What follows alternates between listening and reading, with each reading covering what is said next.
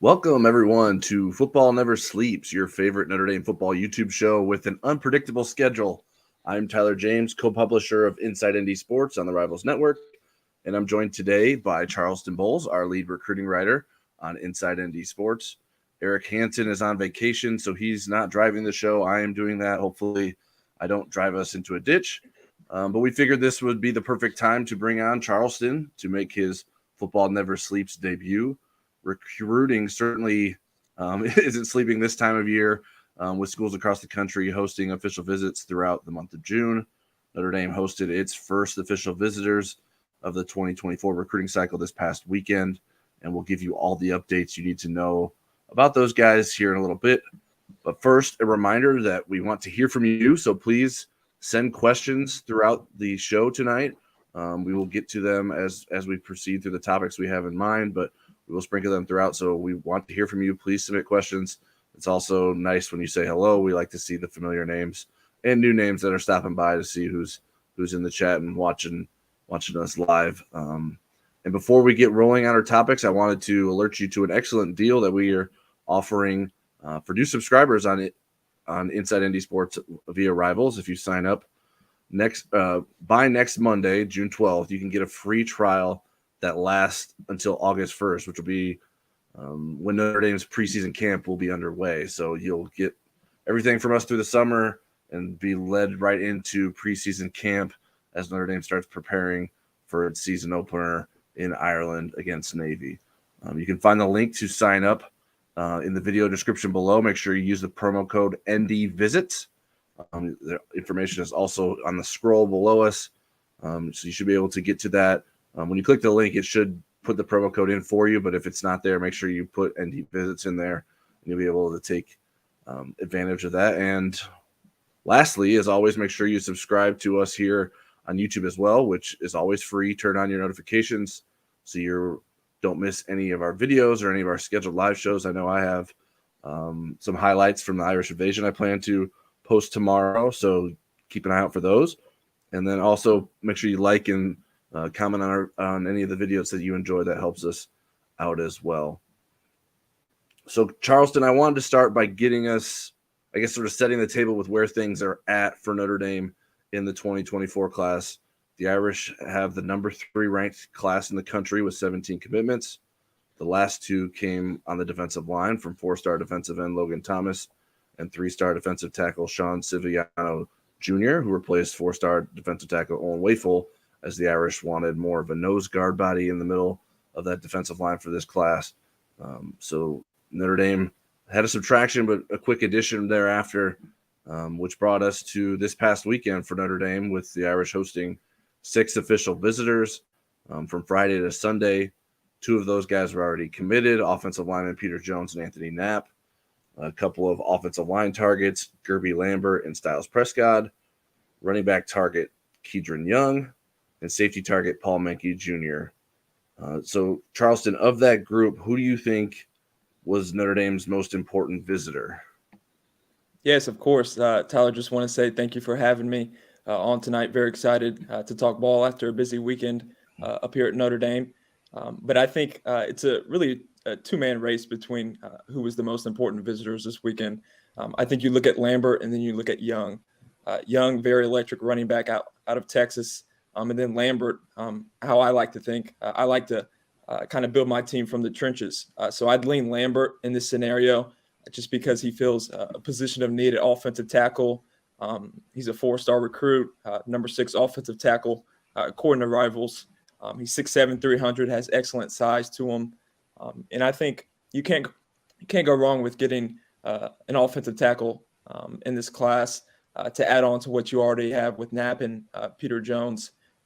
And also, I think his recruitment has been quiet. So getting him on campus for the first time and just being able to show him campus and kind of build that relationship with him is really what sets him apart as the top target. Yeah, I would side with Lambert over Young, though I could make the argument for Young as well. I think Notre Dame is in a good spot with running backs, and with Aeneas Williams already in the class, that helps. But Notre Dame really needs a top-end offensive tackle in this class, in my opinion, and Gilbert Lambert is Notre Dame's best chance at landing one. So He's athletic. He's got size. He plays with a little bit of a mean streak. So I think those are all things that you would want in an offensive tackle. And yeah, like you mentioned, he's been very quiet, hasn't been making recruiting visits, finally getting out for official visits. It's maybe anyone's guess of where he actually ends up next, because there's been conflicting information about whether he's visiting Boston College or Ohio State next. But he made it to Notre Dame. We were there. We saw him with our own eyes as the official visitors arrived on Friday morning. And all indications are that Notre Dame did a pretty good job with his visit. So of those 4 targets, how many do you think end up in Notre Dame's class eventually? Yeah, so I think all 4. I think they go 6 for 6 out of last weekend's.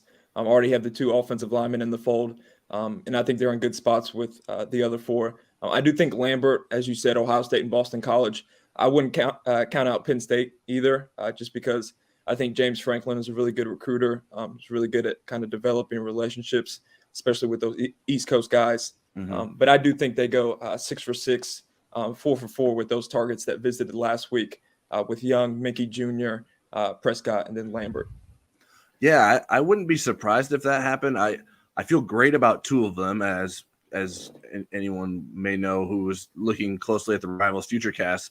I put in Rivals Futurecast for Notre Dame to land Styles Prescott and Keidron Young.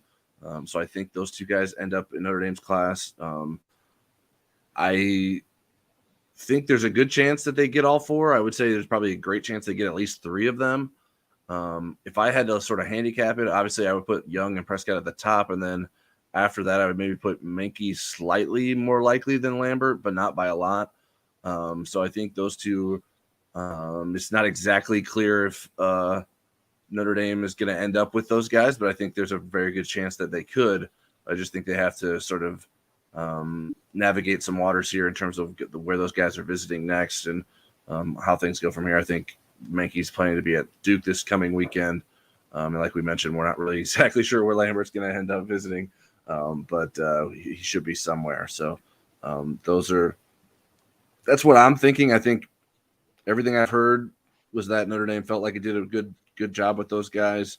And everything we've seen seems to follow along with that. So it seems like a good first official visit weekend in the books for Notre Dame, and things keep on rolling here because Notre Dame is currently hosting 4-star athlete Bronte Johnson for an official visit that runs from Sunday until Tuesday.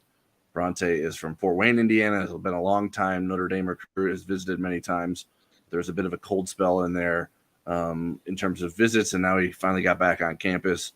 Notre Dame really wants him, and we'll see if Bronte is buying what Notre Dame is selling, because Notre Dame has a really big need for him. How important do you think it would be for Notre Dame to get Johnson in this class? Yes, I think he's a crucial piece to this class, especially being an in-state talent like Prescott. Johnson's up in Fort Wayne. And I think when he spoke with our guy Clint Cosgrove a couple months ago when he released his final schools list, he said Notre Dame's his dream school. I think there's been a reason why he's kept in contact with Notre Dame. I know he had a very good spring semester with getting on par with Notre Dame and kind of letting that interest be mutual. And I think that shows how committed he is to being a part of the Irish. And I think he's really big on head coach Marcus Freeman. I know he told Clint that as well. Playing for a black head coach would be something very big for him. And I think Coach Freeman is going to probably knock it out of the park with his visit this week. I think his ability to just relate to Johnson and let him know that, he'll succeed at Notre Dame and he'll be in a good culture that allows him to get better, not just on the field, but as a student athlete, will be a real selling point. Yeah, I think it would be a huge addition. It's been a bit of a strange year in Indiana for Notre Dame because there is a decent amount of talent with some high-end guys that you would like to see end up at Notre Dame, but they haven't all been fits for Notre Dame for some reasons out of their control. Notre Dame maybe was at fault in some of the recruitments themselves, but to get Johnson from the state of Indiana at a position of need with him being so talented would be really enormous. Now, it's not like a huge or hard recruiting victory, but it's one that you have to win. Like, this would be a tough pill to swallow, I think, if Bronte Johnson ended up somewhere else, because of the potential that he has as a safety and his familiarity. And like you said, he called Notre Dame a dream school. You don't want to miss out on many guys that describe Notre Dame that way if they're talented enough to play at Notre Dame. So I think that this is a big visit. And who knows, if it goes well, maybe we don't have to wait too long to find out what he thinks about potentially committing to Notre Dame or not. So the safety position as a whole is, I think, becoming a little bit clearer, but there's still lots of names that we're looking at. Who are you focusing on right now, Charleston, in terms of names at the safety position that still matter for Notre Dame? Yeah, just one more note on Johnson real quick. Two-sport athlete. Yeah. And I believe when you turn on the basketball film, I believe he's a Division I caliber basketball player too, in my opinion. So I think that kind of speaks to his natural gifts and talent as an athlete. But moving on to the safety position, I think we first have to start with Davis Andrews, safety out of Utah, who is probably in South Bend right now, if not probably close to arriving. He's set to officially visit with Notre Dame June 6th to 8th, so Tuesday through Thursday of this week. He visited for the Blue Gold game weekend back in April and spent a lot of time with Coach O'Leary, spent a lot of time with Baltimore Ravens safety Kyle Hamilton, who was in town. And I think they really hit it off. And I think Andrews, he's took an official visit to UCLA, but I think both sides here are interested. And I think Andrews would be probably the top priority, in my opinion, at the safety position right now. And then moving on, I think we have to mention Oliver Miles III. He's out of Texas, kind of a quiet recruitment, but picked up steam when he visited Notre Dame for the Blue Gold game weekend as well. He personally told me after that weekend that the trip was worth it and that his eyes were very opened on that visit. And so I think his date, official visit, is for June 9th to 11th, this upcoming weekend. So I think he's going to be someone to watch just in terms of how much they're interested in him and how much he's interested in them. I know he visited Stanford last weekend, and according to his social media, he really enjoyed it. I know academics are a really big thing for him. Talking to him, he's another dual sport athlete, had a really strong spring in track. So I think he's probably the second on my list. And then the last guy is probably, I would call them the backup plans right now, Malcolm Ziegler and Jalen McClain, 2 3-star prospects according to Rivals. They're set to visit June 16th to 18th.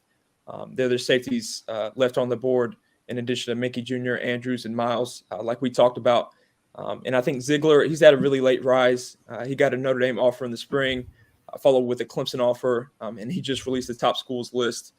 So he's someone to watch, but I think those two are kind of behind Andrews and Miles, the third in the pecking order right now.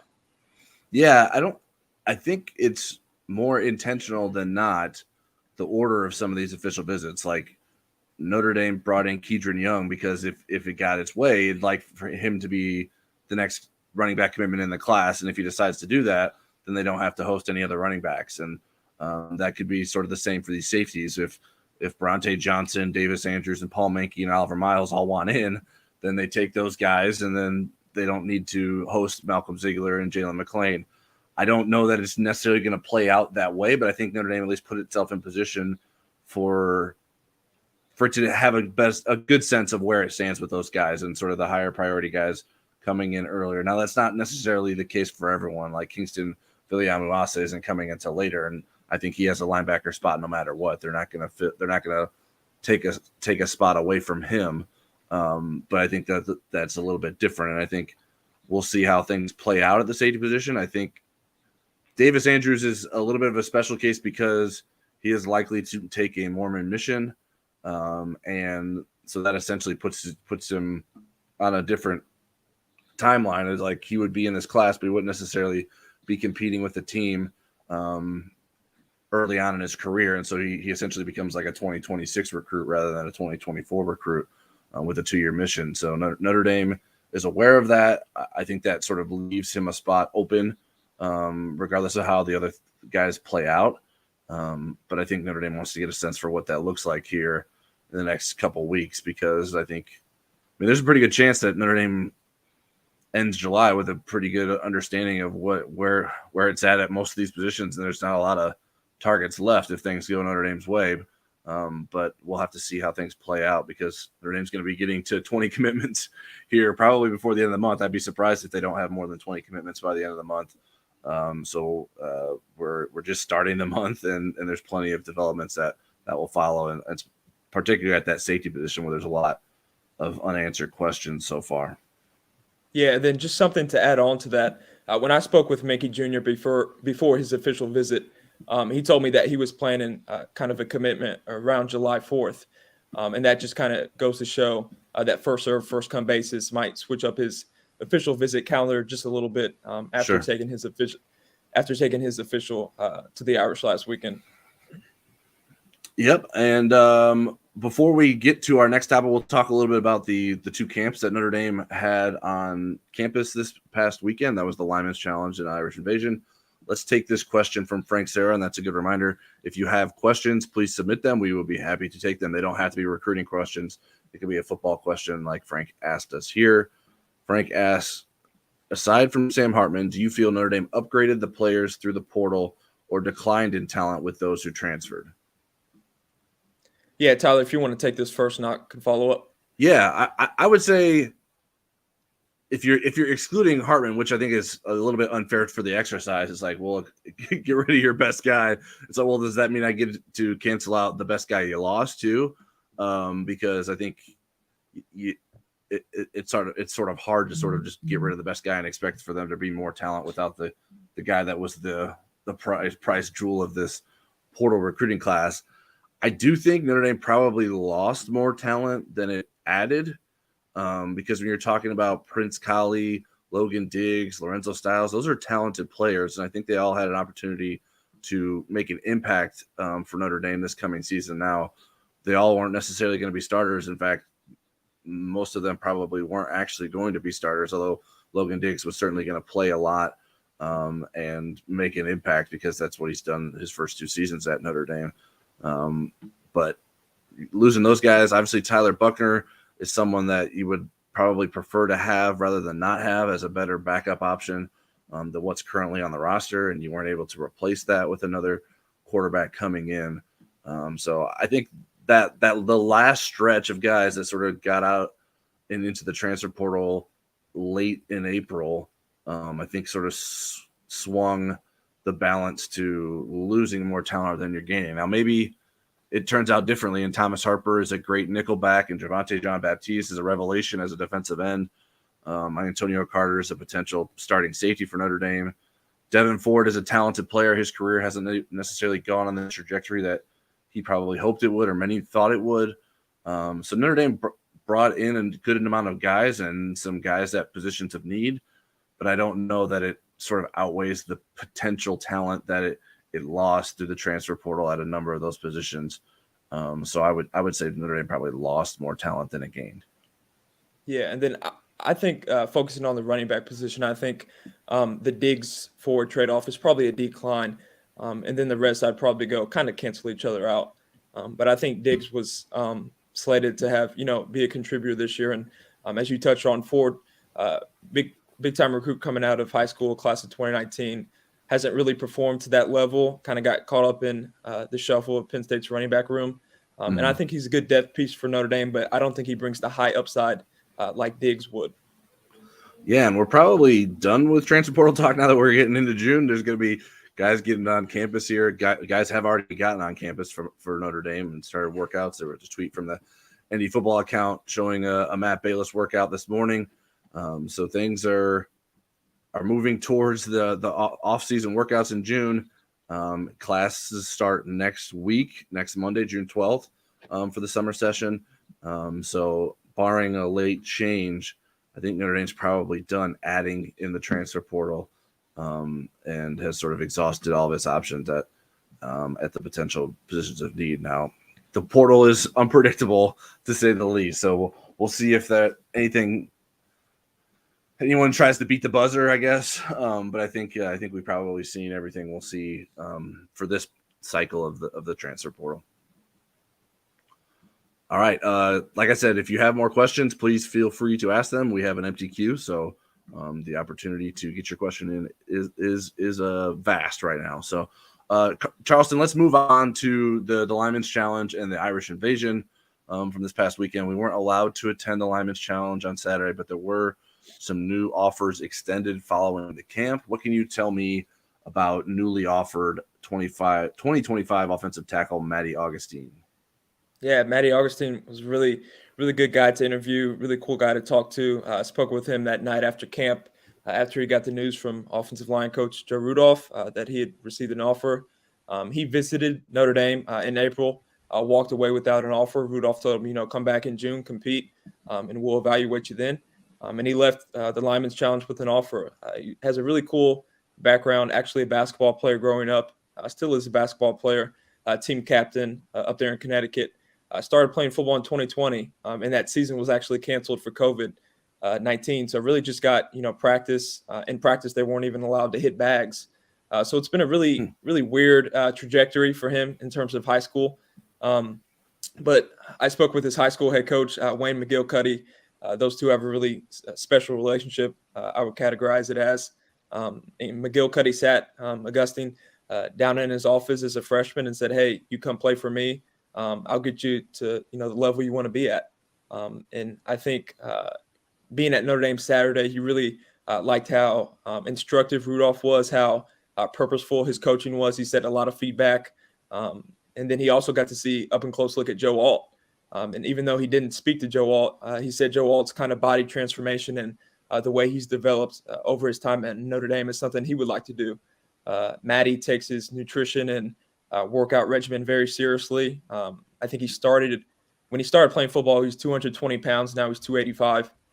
So big time transformation there. And he said he wants to keep going. And he said Joe Alt's kind of progression kind of tells him that Notre Dame's serious about developing offensive linemen. And I know he's teammates with 2025 safety Ethan Long, who got offered last week as well. They both plan to come back to Notre Dame in the fall, but I think Matty told me that Notre Dame is, one of the dream schools. And he said the offensive line history here in South Bend is something that's really attractive to him. And I think he's a serious, name to monitor moving forward, even though the competition level in Connecticut might not be the best. I think Notre Dame sees, his size at 6'7", sees something they can work with. Yeah, if Notre Dame can get up in that Northeast region and find players that it likes, it has a decent chance of pulling from that area. There's some Notre Dame affinities in that area and alignment with some of the higher academic schools in the area that have some decent football programs. So I know Notre Dame spent a good amount of time evaluating prospects in the spring in the Northeast. I think it seems like the Northeast isn't really a secret anymore. I don't know that it ever really was, but there's plenty of competition up there. Michigan likes to get up there. Ohio State's sniffing around up there. Penn State is always going to recruit well up there. So there's going to be good competition for those guys, but there should be some chances to find some alignment with some guys, whether it's on the offensive line. Obviously, Preston Zinter, someone from Massachusetts that came to Notre Dame. Boubacar Traore, who goes to the same high school or went to the same high school that Gerby Lambert goes to in Massachusetts. So that Northeast area is somewhere that Notre Dame likes to look at. And so wasn't really surprising that Notre Dame offered someone like Matty Augustine, who I think is probably a bit more of a project than a ready to go player. But Notre Dame isn't often looking for guys that are ready to go right away on the offensive line because that's not usually a position where it's demanded of guys to be ready to play right away. Yeah, then Tyler, I guess kind of want to flip it over to you and ask about the other offensive lineman to come out of the Lineman's Challenge with an offer, Will Black, 2025 kid. Yeah, Will Black will also be playing in Connecticut this coming season, but he's not from Connecticut. He's actually from Canada. And so it's sort of interesting that both these guys aren't necessarily longtime football players, but they're big kids that have a lot of raw potential there. Will Black was a hockey player, as you can imagine, in Canada. And then 2 years ago decided to play football as he was sort of losing some of his passion for hockey. And when you're 6'7", it's probably a little bit easier to move around a football field than it is on skates. So he found some success playing in Canada that allowed him to look into playing in the United States. And he decided like that if he wanted to be serious about playing college football, that was the best path for him. He chose Choate Rosemary Hall in Wallingford, Connecticut. And pretty much since he announced that he was going to be playing there, and has worked closely with the head coach of that program, doors have started to open for him. Schools have started to offer him. He had a handful of offers come his way, and then when the school held a showcase in May, he was allowed to go down there to participate, and impressed enough schools to keep on getting more offers. Stanford joined the mix. Michigan wants him, and a lot of respectable offensive line minds are interested in Will Black. So Notre Dame joined the early race for him with an offer. He seemed to be really pumped about it. Called Notre Dame one of his dream schools. So I think that's another interesting offer there for Notre Dame, and we'll see what happens with those guys in the long term. Obviously, you probably want to get them back on campus for a game. Like you mentioned, Matty Augustine's already been on campus for a game. Will Black is familiar with Notre Dame as well. So Notre Dame's not exactly starting from zero with these guys. But I think it's important for Joe Rudolph to continue to develop a relationship, figure out where these guys sort of sit on the target list for Notre Dame as they sort of cull who they've offered, who they may be still considering offering. And it certainly is always helpful when these guys get on campus and compete to prove what they can do and get a chance to work with Joe Rudolph, and they can get a sense for his coaching, and then he can get a sense for how they react to his coaching. And so that's definitely a valuable tool for Notre Dame to gauge what sort of mutual interest there could be moving forward. Yeah, and then just to add something to the competition you touched on in Connecticut, Maddie played alongside Ohio State 2023 offensive line signee last season for his school. So the offensive line kind of competition up there is real. And like you said, Ohio State, Michigan, Penn State, now Notre Dame, they see something up there with the offensive linemen that are kind of coming out of that region. Yeah, and as I mentioned before, we attended the Irish Invasion Camp on Sunday, which is always a big event. It included, I think, close to 80 invite-only participants this year. Most of the campers are in the 2025 and 2026 classes. The one most notable exception to that was 2024 safety target Anthony Robinson III, who Notre Dame offered in May, has been kicking the tires on. He had always planned to get up here to camp to sort of prove his ability to Notre Dame. What did you think about Robinson after seeing him in person and his potential as a Notre Dame recruit? Yeah, so we waited on Robinson when we were talking about safety targets. We waited till now because he camped here yesterday. Like you said, I think you and I can both agree. We thought, he would be a little bit bigger for his size. I think he competed well. Like you said, another late offer in the process. But I don't think necessarily at this time he's in Notre Dame's plans, especially at the safety position. I think leaving camp without kind of a set official visit date kind of speaks to that.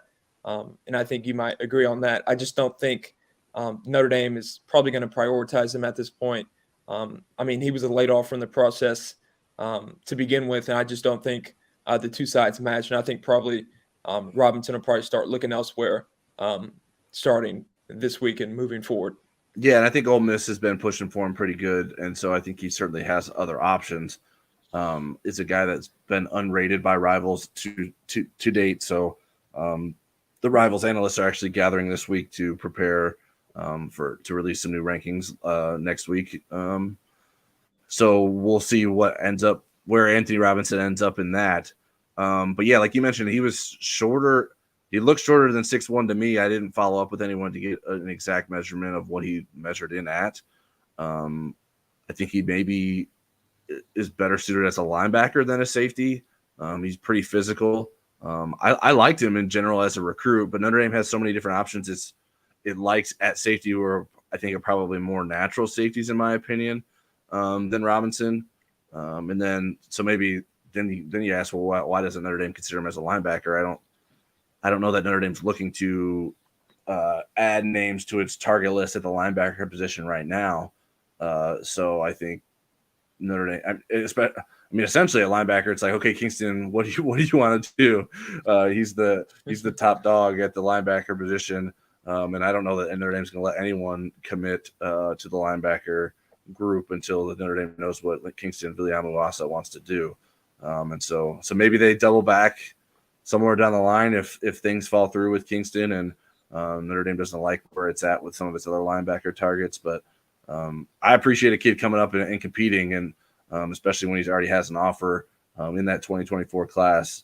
That's not very common anymore. The way the recruiting cycles work, you usually have to be a guy going into your junior season rather than coming out of your junior season to be able to coax them into participating. But Notre Dame even got a couple of its commits to participate yesterday in wide receiver Micah Gilbert and wide receiver Cam Williams because they were on campus hanging out with some of the other guys to help with the official visitors this weekend.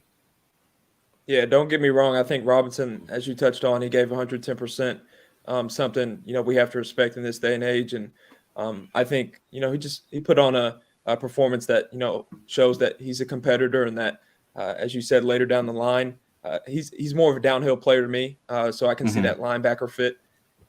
So later down the line, if things fall kind of how Notre Dame doesn't want them to fall, I think Robinson would be a solid backup option.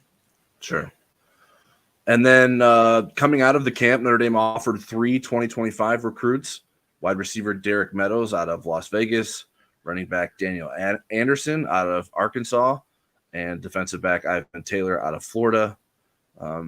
Charleston, you caught up with Derek Meadows, who I think was probably the star of the camp in the eyes of many. Hard not to be with his size and the way he was running yesterday. But what can you tell us about Derek Meadows? Yeah, I know walking into camp, you kind of told me to keep an eye out on him. And I mean, it was hard. It was hard. As soon as drill started, it was hard not to see him kind of out there dominating. So Meadows, he comes from Bishop Gorman, powerhouse school out in Las Vegas. And when you see him on the field, he looks different. He's 6'6". He's listed at 6'6", about 180. And even with, commits Micah Gilbert, Cam Williams out there, Meadows, he held his own definitely. He's fast. He has a long catch radius. Something I really appreciate. He takes pride in his route running. He personally told me that, a lot of people see his size and kind of knock his route running, but he's working on that. And I think he showed that at camp yesterday. Kind of a limited sample size as a sophomore, 6 receptions, 97 yards. But I'm expecting him to take a pretty big role for Gorman as a junior.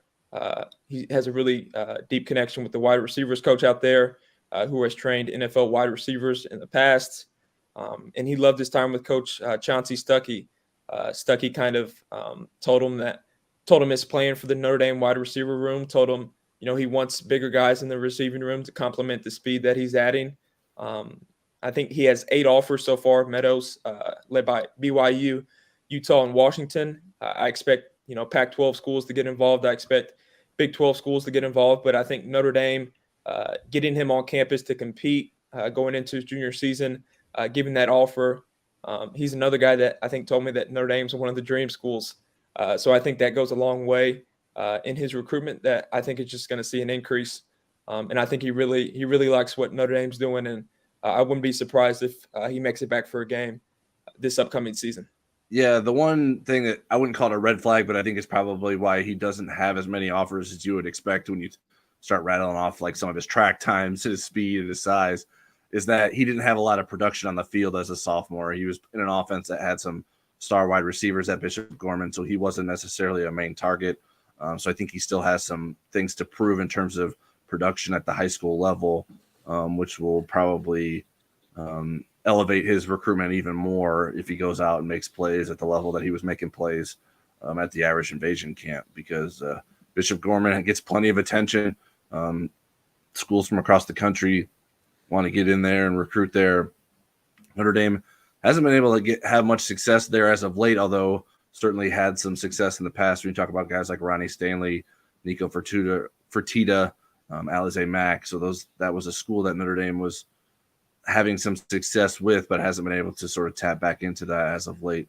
And we'll see if maybe Derek Meadows can help change that, because it seems like he is sounds like he is a definite fit in terms of not just athleticism, but personality for Notre Dame as well. So we'll see if things sort of come through.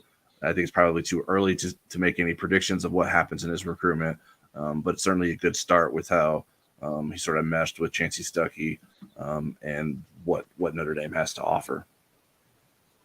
Yeah, then one last note on Meadows. Not a lot of guys compare themselves to one of the greatest wide receivers of all time. He compared himself to Randy Moss, which I really thought was pretty interesting. But he said he kind of sees Randy Moss in his game, and he prides himself on kind of replicating that when he goes out there and competes. So I think that's a really interesting note about Meadows moving forward. But Tyler, now I want to swing it back to you and talk about the other two offers coming out of Irish Invasion, running back Daniel Anderson, and then cornerback Ivan Taylor, the son of former NFL player Ike Taylor.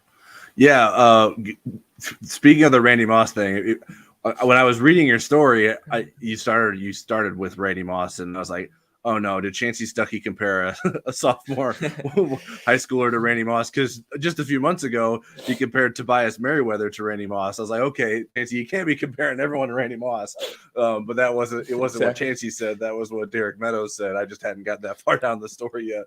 I was like, okay, good. I feel better about that. I mean, that's still a lot of pressure to put on yourself to compare yourself to someone like Randy Moss, but maybe he can live up to that. That would be pretty hard because Randy Moss is arguably the best wide receiver of all time. But we will see. As for the two other guys that got offers that I spoke to, running back Daniel Anderson it's kind of funny. I didn't even really spend much time watching the running backs because there weren't necessarily big names there, and running backs at camps can be kind of boring. They're just doing some drills, and the one-on-ones aren't as exciting as the wide receiver and defensive back one-on-ones. So you can only put your attention in so many places at once. But in watching his film, I see a running back that has good vision and good change of direction on film. But the most interesting thing was that he came to Notre Dame with only one offer, and that was from Long Island. So yes, Long Island University has a football team. And it had identified Daniel Anderson earlier in the process as a potential scholarship player for them. And now Notre Dame is his second offer. I feel pretty confident that he's probably the only person in the history of college football to have Long Island as his first offer and Notre Dame as his second offer. But we'll see how his recruitment is impacted by that. I can't imagine that he will be sitting on two offers for very long. He's 5'10", 193 pounds. Last season had 74 carries for 856 yards and 11 touchdowns at Bryant High, which is a powerhouse program in Arkansas. I believe they've won state championships 5 years in a row. I think that's the right number. So coming from a good program, that's actually the same program that TJ Lindsey, a defensive tackle that Notre Dame was recruiting, but is not in the running for anymore, but a very talented defensive tackle recruit. Is also from that same high school. So, although I think Lindsey is actually transferring to IMG for next season. So there's certainly talent at that school in Arkansas, and the fact that he's able to make an impact there as a sophomore speaks highly of him. And he was a bright kid. I could see him being a fit at Notre Dame. And I really enjoyed the conversation I had with him. The other one, Ivan Taylor, was someone that I expected to impress. He had a good offer list coming into the camp: Alabama, Florida State, Michigan, USC. So some big-time programs that had already offered him as a sophomore at West Orange High School outside of the Orlando area. That's actually the same high school that produced former Notre Dame running back Dexter Williams. So some familiarity there with the high school from Notre Dame's perspective. Taylor's rated by Rivals as a 4-star recruit and ranked as the number 15 cornerback and number 227 overall in the 2025 class. Had 65 tackles last season, 5 tackles for loss, 3 interceptions, 8 pass breakups. So a very active player. And what I found maybe most interesting about it was that Notre Dame sees him as a potential safety. And he was playing cornerback for the entirety of camp, at least from what I was seeing. Manned up on guys on the outside against wide receivers, including Notre Dame's wide receiver commits. And trying to give them problems, and he did at times. But Notre Dame thinks he could be a safety for them. And Chris O'Leary spent a lot of time coaching him, and Ivan Taylor sort of really connected with him and appreciated the sort of advice that Chris O'Leary was giving him. And even though most schools are recruiting him as a cornerback, he wasn't like offended that Notre Dame liked him as a potential safety. He likes the idea of it. He's open to playing wherever he's needed in the secondary, and Notre Dame does some things with safeties sort of walking up as a nickelback sometimes that maybe he could play a little bit of both of those roles. So I think that he's an intriguing prospect. We'll see where it leads. He wants to get back up to Notre Dame in the future, potentially for a game. And that could be a really talented kid. When you talk about a defensive back with those kind of offers, you know you got a pretty special talent. And obviously he has the bloodlines, being the son of Ike Taylor, who played at the highest level in the NFL for the Pittsburgh Steelers. So really impressed. He was probably the defensive player that impressed me the most at the Irish Invasion, because he was all over the place. There were some other guys that made a lot of made some good plays and were in position a lot. But I thought Ivan Taylor was probably the most consistent, and I think he played with a little bit of a chip on his shoulder as well. Speaking of guys who made a strong impression, who were the guys who stood out the most to you, Charleston? Yeah, so I had the luxury of following the defensive line for the majority of camp, and I think we all know Gus Ritchie, Christopher Burgess Jr., two 2025 defensive end targets that both visited for the Blue Gold game and made it back down for camp, and I think Notre Dame's pushing hard for them. But one guy that kind of had me sitting back like, man, wow, 2026 defensive end, Jake Krull out of Bishop Moore, Orlando, Florida. So he actually camped for the Lineman's Challenge the day before, and he spent the night and got up and participated in Irish Invasion. And, I mean, he was right there behind Burgess and Ritchie in the front of the line. I think he's very explosive. He's only 6'2". He told me he's still growing, but he gets out of his stance very quick, has a lot of pass rush moves that he displayed in one-on-ones, very quick off the line, as I said earlier. And I think there was a reason defensive line coach Al Washington was very animated with Krull throughout the day, praising him, but also giving him a lot of instruction.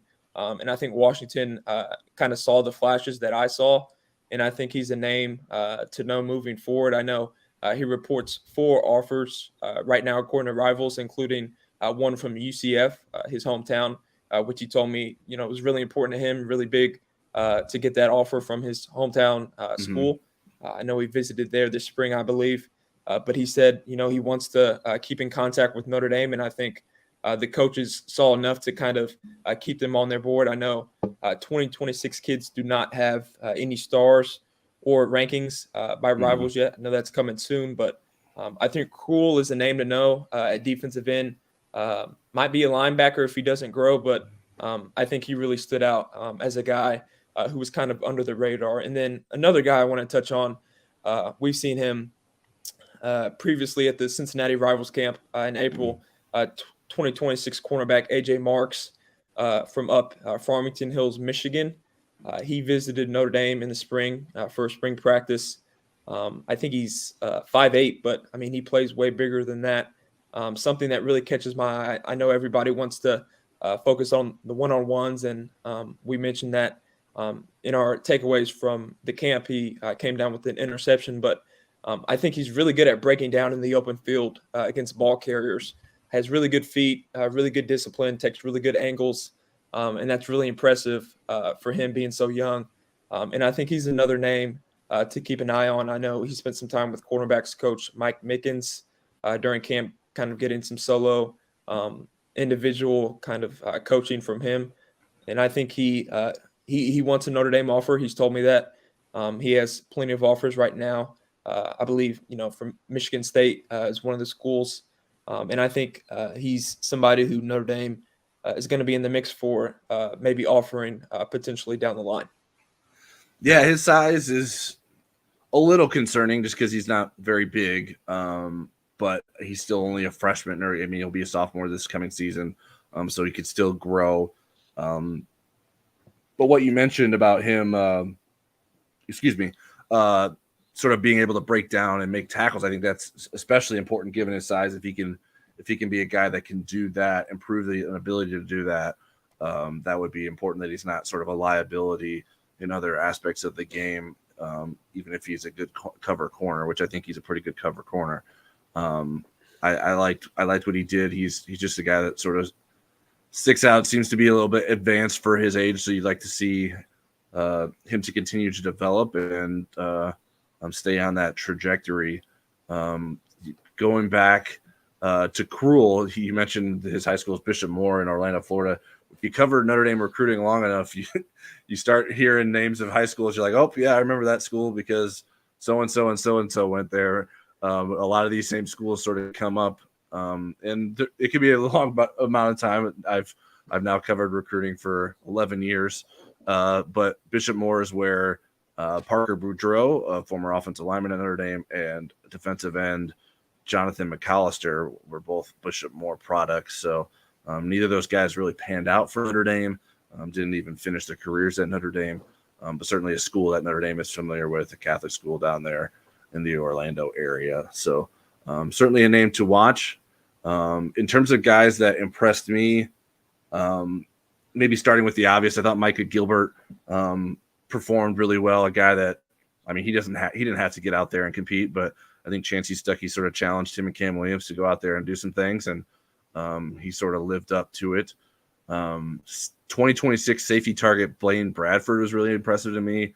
When we talk about AJ Marks as a 2026 kid who has like plenty of room left to grow. Blaine Bradford looks like a grown man, and he's 6'2", 170 out of Baton Rouge, Catholic high school down there. So I thought he was really impressive. He lived up sort of to the early hype that he has as a freshman going into his sophomore season. And one guy that doesn't have an offer yet was probably the best in-state player at the camp, and potentially the best tight end is tight end Brock Schott out of Leo, Indiana, 6'3", 215. Tough because Notre Dame is tough, at least from the Notre Dame perspective. Notre Dame's in a good position with a lot of 2025 tight ends, and is recruiting guys with better size than Brock. But I think he has a pretty good skill set and probably is going to end up playing at a high level somewhere. So we'll see if Notre Dame decides to get in the mix or prefers the other options that it has in the 2025 class. But I thought he performed well, was a good route runner, wasn't afraid to be physical, and did some nice things on Sunday. We've highlighted a number of guys, and maybe we've probably already answered this in discussing them. But if you had to pick one guy to offer that doesn't have an offer from Notre Dame yet, who would be the guy that you would pull the trigger on? Yeah, so I'd probably go with Davis Andrews right now. I think he's really interested in Notre Dame. I think him as a safety, I think wait, did you ask the other question? Yeah, I was just asking about it from the Irish Invasion camp. If there was a guy from the Irish Invasion camp who doesn't have a Notre Dame offer, who would you pull the trigger on offering?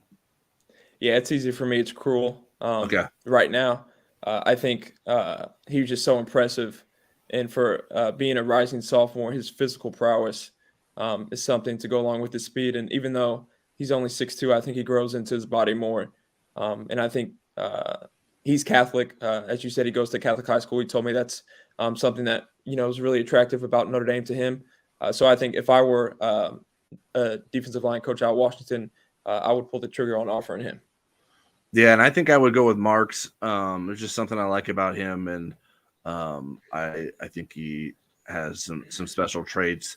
Maybe I don't think he's as explosive as Sean Crawford was as a high schooler. Maybe he can become that, but I think he has a little bit of that in him. Obviously, a kid that's undersized, but can be a playmaker and make a difference in the secondary. So he would be a guy that I would probably want to monitor how his growth and development went, but there's just something about him that would make me want to offer him. Yeah, then could we touch on one more guy from the camp? Yeah, sure. Who do you want to talk about? Yeah, Anthony Williams, 2025 linebacker. Mm-hmm. To me, he was probably the top linebacker in attendance. He had an offer from Notre Dame. He got this spring. Still kind of new to football. He has a really big basketball background, played in the AAU grassroots scene. Mm-hmm. But he's 6'4", 205, has lineage. His father played at Baylor. I think his father played against Notre Dame back in the day. And I think what stuck out to me about him was his wingspan and his length and how fluid he moves. I think he's very light on his feet.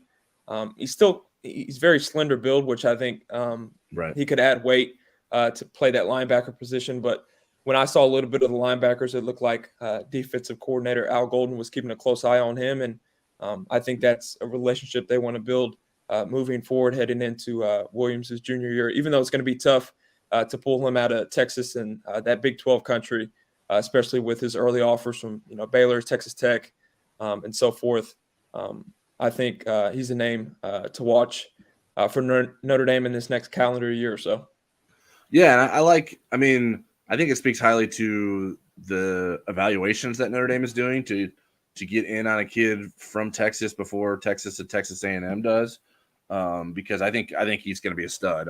Obviously, those other Texas schools have offered him, but he looks like a guy that's going to be the real deal. And now maybe Notre Dame feels the need to bet a little bit early on a guy like that because maybe Texas and Texas A&M can come in whenever they want and have a better position with him.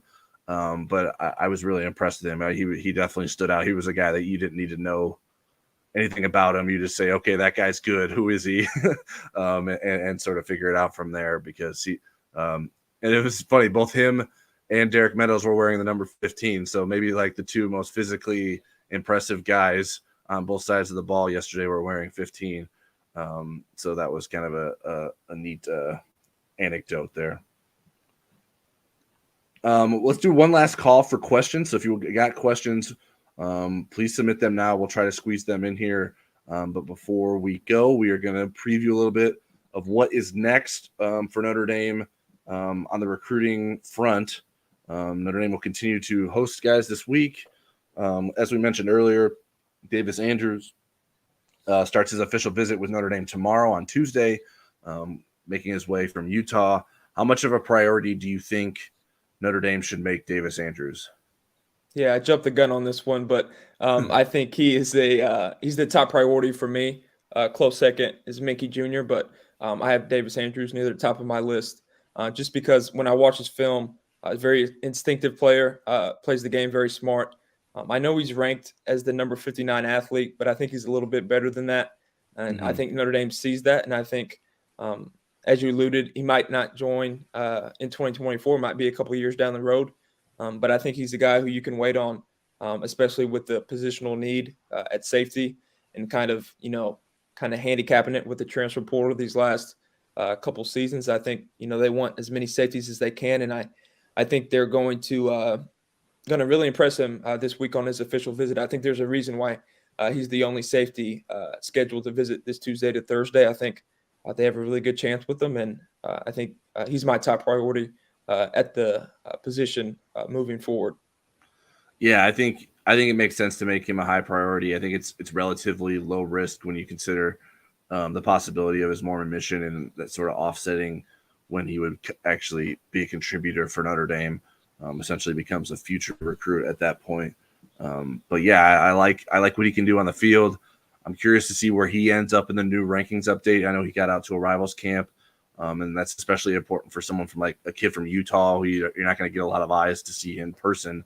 So when he comes out to camps, it's important to get him to play against some different talent than you would see on the football field in Utah, and get in front of more eyes because of that. So he's someone that I'm interested in seeing what our analysts think of moving forward with what he's done in the last few months.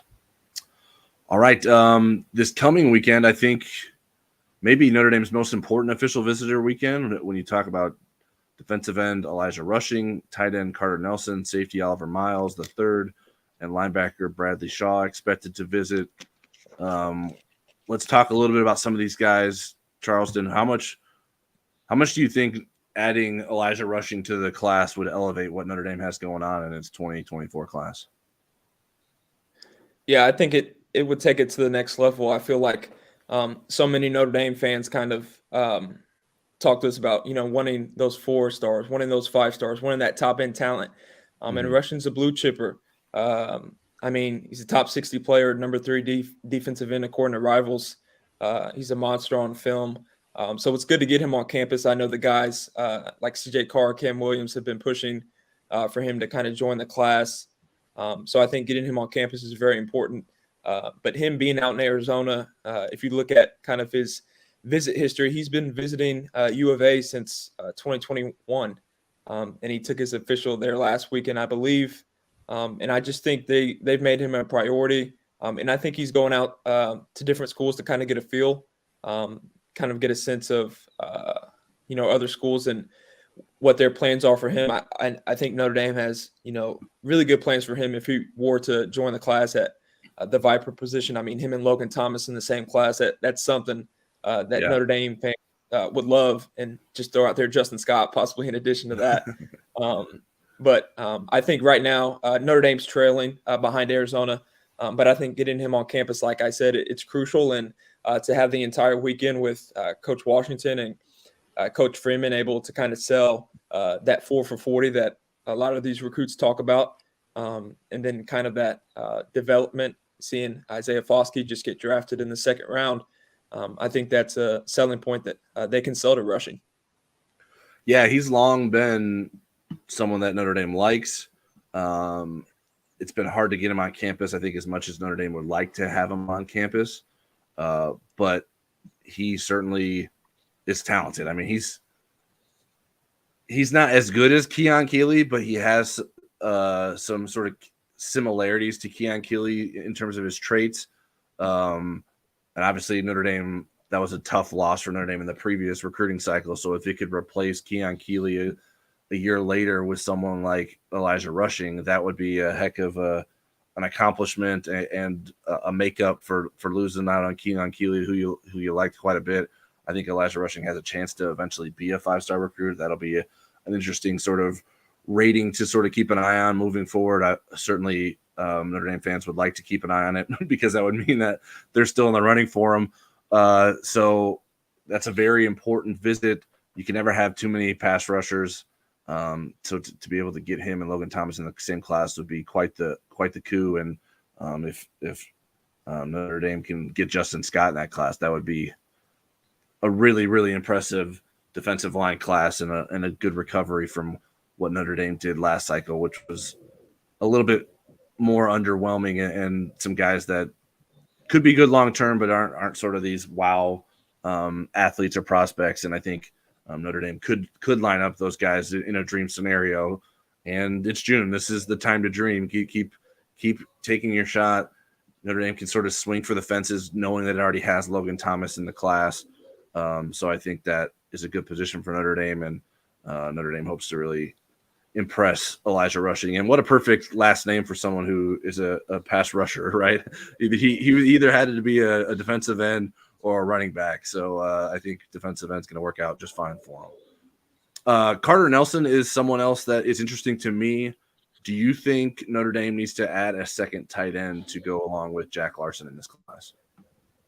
I don't think it's a need necessarily, but I think it would be something ideal for the class to give kind of them to kind of give the class some depth to go along with Larson. I think at this point, Nebraska is probably the leader. I saw Nelson tweeted something today about Georgia. I know he has that official visit scheduled. So I think, Georgia's a serious contender as well. But getting him on campus and kind of selling him, I mean, it's pretty easy for tight ends, especially when we get late in this process about, the history at Notre Dame, the tight end U label that's been attached to them. And I think him and Larson can coexist if they were to both be in the class. I think Jared Parker has plans for any tight end to succeed in his system. And I think it's not necessarily a need, but it's definitely something that Notre Dame would like, especially to kind of have that insurance in case, something down the line in terms of transfer portal or anything of that nature goes in the wrong direction. Yeah, and I think that video that Carter Nelson tweeted was from his official visit at Georgia this past weekend. So Notre Dame's following up Georgia. And Georgia's actually got a commitment from Jaden Riddell, the other tight end that Notre Dame was interested in. And so Carter Nelson's sort of, at this point, the last man standing at tight end in terms of on the wish list for Notre Dame to add to Jack Larson. I think it would be a good idea to add him, sort of given the injury history that Notre Dame has at its tight end position. He only signed one tight end last class in Cooper Flanagan. And so to follow that up with two tight ends in this class makes a lot of sense to me, even though there's probably a pretty good chance that Notre Dame could get two tight ends in the 2025 class as well. But I think getting those guys in here makes a lot of sense. It's not a position that you need to reach for, because in the next class, you should always be able to get talented tight ends. If you're not getting talented tight ends at Notre Dame, someone needs to lose their job. That is a position that should recruit itself, as long as you continue to throw the ball to the tight ends and put them in the NFL draft regularly. There should be plenty of guys that want to play tight end at Notre Dame. And so if they don't get Carter Nelson, I don't know that you double back on anyone unless you find someone that maybe was thinking about Notre Dame earlier on that you liked a bunch and didn't really pull the trigger on. But I think Carter Nelson would be, I think you said ideal was the word you used. I think he would be an ideal sort of finish to that tight end class for Notre Dame. The last thing I wanted to ask you about, Oliver Miles, is someone we discussed a little bit. We talked about safeties, and I think you may have even already given this answer up. Where exactly do you sort of slate Oliver Miles on the wish list among Notre Dame's remaining safety targets? Yeah, I probably have him fourth right now. I probably have Bronte Johnson at 1, Davis Andrews at 2, Mickey Jr. At 3, and then Miles at 4th. But like you said, with Andrews' mission trip and kind of the rapid interest in Bronte, I think Miles has a spot possibly if they decide to take the number of safeties that we expect him to, and even if Mickey Jr. Likes a Stanford visit or really enjoys his Duke visit. I know he told me academics are big, and it's not like Notre Dame isn't. But if things go sideways with Mickey Jr. after this last weekend, I think Miles takes that place. But right now, I'd have him slotted in at 4th. How about you? Yeah, I think I'm of a similar mind to you. I think Menke could have opened the door for Miles and maybe missed an opportunity to sort of fill that spot in Notre Dame's class, because I think there's a lot of interest from Oliver Miles. I do think there is some concern about the ability to pull him out of Texas, but I know Notre Dame's coaching staff likes him a lot, particularly with his ability and his athleticism. And so Notre Dame's got some interesting offers. Like if you just look at their profiles, you're like, what is Notre Dame doing at safety? But I think if you watch the film, you see guys that have potential, and you can sort of see what Notre Dame sees in them. I think it's still obvious that Notre Dame is sort of double back on a lot of plan B or C guys. These aren't necessarily the guys that Notre Dame was started the recruiting cycle going after, unless you're talking about Bronte Johnson. But I do think Oliver Miles probably slates in there around 3rd or 4th in terms of the guys remaining. I do like Malcolm Ziegler and Jalen McClain. I think they're probably harder pulls for Notre Dame, but we'll see what that looks like as the month moves forward and Notre Dame gets more of these safeties on campus and how things continue to play out. All right, that's it for this week's Football Never Sleeps. How would you rate your debut, Charleston? I liked it. I really enjoyed it, even though I got ahead of myself with Davis Andrews. You just love him so much, you wanted to talk about him. Yeah, it's been on my mind ever since he tweeted that graphic this morning of his official visit. But I do have one more recruiting note to add. Sure, go ahead. 2025 4-star tight end out of Oklahoma, Nate Roberts. I know Tyler said that a lot of guys in that 2025 class that Notre Dame's looking at tight end. He's 6'4". He released his top 12 today, and that included Notre Dame. He visited for spring practice back in April, and he told Inside ND Sports that he loved his visit. It was his first time on campus, and Notre Dame joins Georgia, Oregon, Baylor, Clemson, Miami, Penn State, Michigan, Auburn, Ohio State, Oklahoma, and Wisconsin. I think Oklahoma is going to be a real serious contender. I know his older brother plays at Baylor, so he has a connection there.